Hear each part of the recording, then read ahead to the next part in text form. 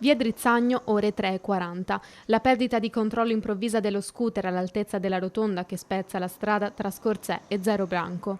Ha perso la vita sul colpo Michele Malenotti, 42 anni, figlio di Franco Malenotti, famiglia che aveva rilanciato la Belstaff, noto marchio di abbigliamento con sede a Mogliano. Ancora in fase di accertamento le cause della tragedia, ma secondo le prime ricostruzioni ci sarebbe un malore all'origine della fuoriuscita di strada.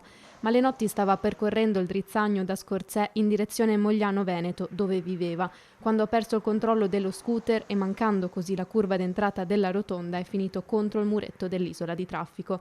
Un impatto violento che ha sbalzato l'uomo fino al centro della rotonda. Ancora evidenti i segni dell'incidente. Sul posto sono intervenuti i soccorritori del SUEM 118 che però non hanno potuto che constatare il decesso del 42enne.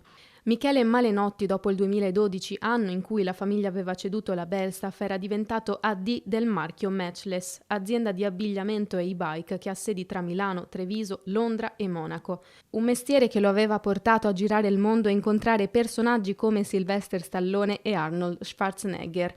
Con loro le foto esibite sui social dove il giorno dopo la notizia della sua morte si susseguono messaggi di cordoglio di amici e conoscenti, a cui si unisce anche quello del sindaco di Mogliano, Davide Bortolato. Conoscevo il padre, un imprenditore importante con una ditta anche che ha fatto successo. Io faccio le condoglianze a tutta la famiglia, ho saputo di questa tragedia. Il marchio Belstaff per Mogliano che cos'è? È un marchio che ha fatto lavorare tantissimi moglianesi, poi negli anni ha subito delle evoluzioni e comunque la famiglia Malenotti continuava a lavorare nel settore dell'abbigliamento con l'impiego di tante persone moglianesi.